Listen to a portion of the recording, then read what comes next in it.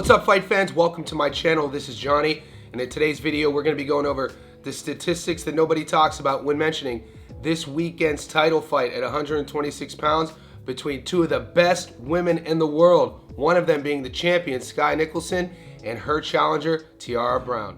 Guys, before I continue, I want to say thank you to all the new subscribers.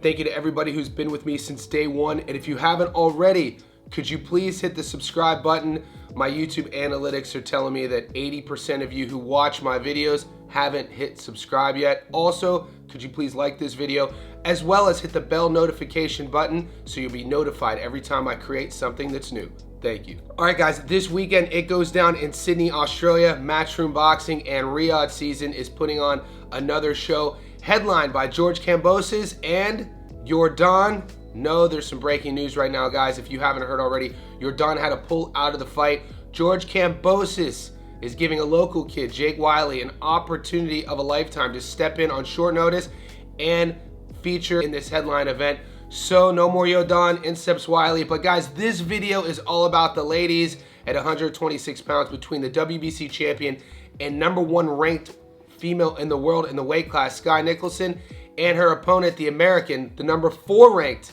fighter at 126 pounds, Tiara Brown.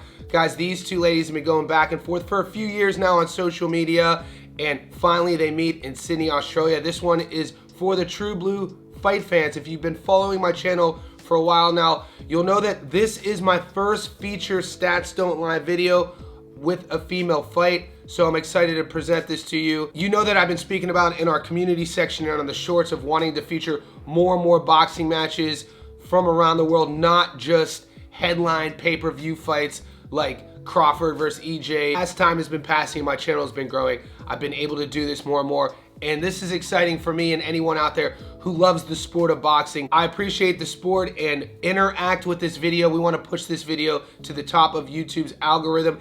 What you're going to learn today is who these fighters are. We're going to talk about the statistics, what they've been up to, what you guys could expect going into the weekend. We're going to feature the odds, where Las Vegas has this fight right now. And at the very end, stay tuned, because this is a prediction video as well, not just an analysis video. And I'm going to tell you where I'm going to put my money. All right, guys, I want to remind everybody what's at stake, educate everybody about these two fighters, and what to expect going into the weekend. All right, guys, after 18 wins without a loss, Tiara Brown will finally get her first world title opportunity on March 22nd. A 9-year pro from Lehigh Acres, Florida, Brown will travel to Sydney, Australia to face WBC featherweight champion Skye Nicolson, who's already approaching her third title defense despite having been a pro for only 3 years. The well-traveled Brown believes she has had a tougher road to the top than her opponent, though that doesn't mean she doesn't respect the challenge Nicolson presents.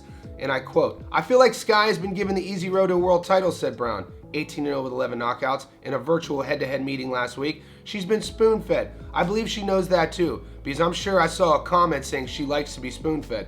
It's not personal, it's business. We need more people to be pushing women's boxing, and we need people watching this great fight."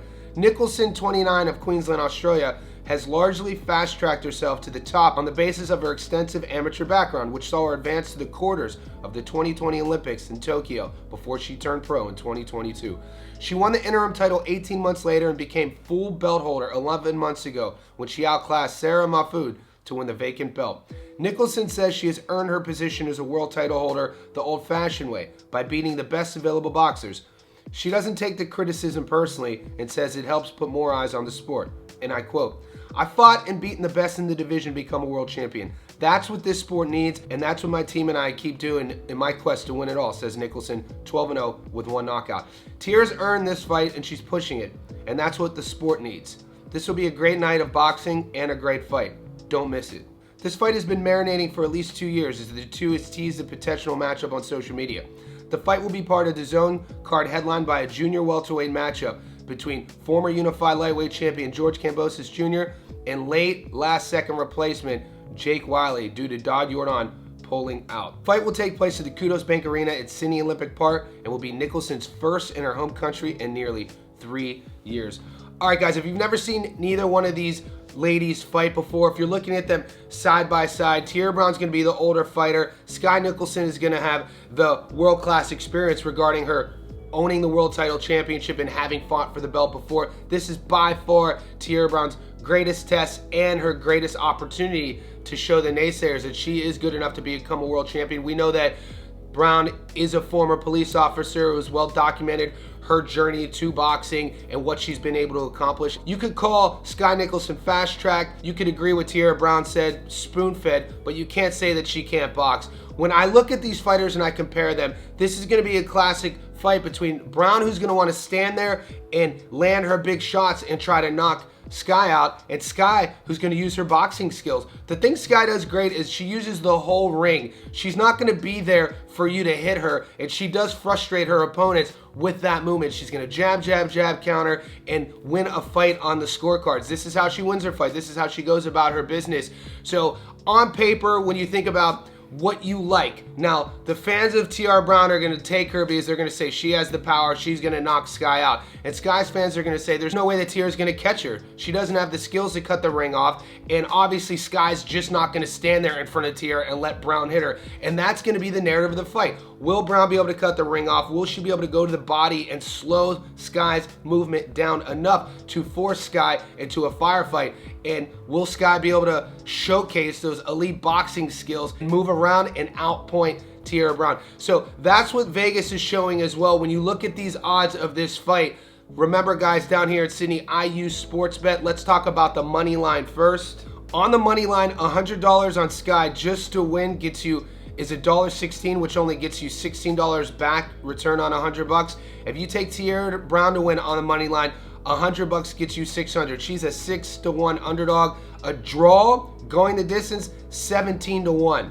Let's look at some of the method of victory bets. If you take Skye to win points or decision, she only goes up to $1.20. So $100 gets you $20 on return. Skye to win by knockout, guys, she only has one knockout on her resume. Those odds are 18-to-1. 100 gets you close to 2,000. Tiara Brown to win by decision, $12.50. 100 gets you over $1,250 back. And Tiara Brown to knock out Skye, she does have 11 knockouts on her resume, close to 10-to-1. So all the money is going on Skye to win a decision victory, and this is how she goes about her business. And if you're feeling froggy, the juice is on Tiara Brown to win by knockout. Like I said, that's 10-to-1. Guys, before I give you my prediction, I want to let you hear a little bit about the back and forth of that virtual meeting between Skye and Tiara, and then I'll give you my prediction. I had to switch gears, right? In any of her professional fights, it's the same Skye because no one has pushed her to have to go in that trick bag. But me, I'm the same way. Like in my professional career, no one has made me shift gears. I've been on my same tempo. That what happens in the ring is what I allow. I make my opponents look bad. It's part of what I do. And I feel like from the outside looking in, it looks like I'm just not fighting very good opposition. But you see those girls in other fights against great fighters, against Michaela Mayer, against Amanda Serrano, winning rounds off these girls. And I don't feel like I get the credit for what I actually do, the way I take their strengths away from them and make them fight my fight. Skye is really good at fighting her fight, making people fight her fight. But March 22nd, I'm going to make her fight my fight.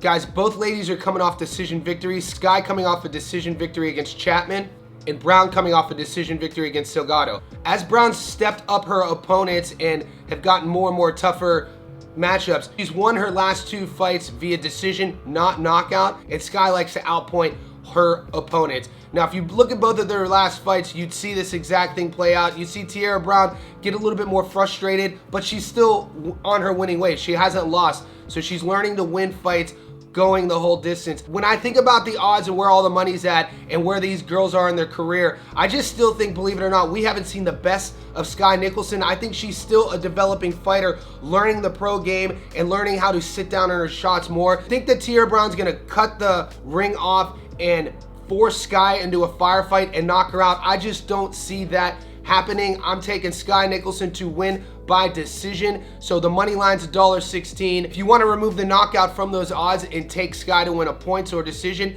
those odds jump from $1.16 to $1.20, and that's what I'm gonna take. I just see her outboxing Brown. I think she has more boxing skills. She's a slick southpaw. She uses the whole ring. I don't think Brown's gonna have the skills to cut the ring up and work the body and take her legs away. I think that's really important. We all know what Skye wants to do, and so far, All of her opponents do as well, and none of them have been able to stop her. So I'm comfortable in my bet taking Skye to win a points or decision. I know it's a popular bet to take Brown to beat her by knockout. I'm just not going that route. Let me know in the comment section below right now, who wins this fight? Are we going to hear Ann Still or Ann New? Also, how does that victory happen? And guys, if you haven't seen my breakdown of a light heavyweight firefight on this same fight card between undefeated Russian Iman Kaitev, 9-0 with 9 knockouts, taking on the Argentine knockout artist Dervo Palacio, stay tuned to the end of the video because that breakdown is coming up right now.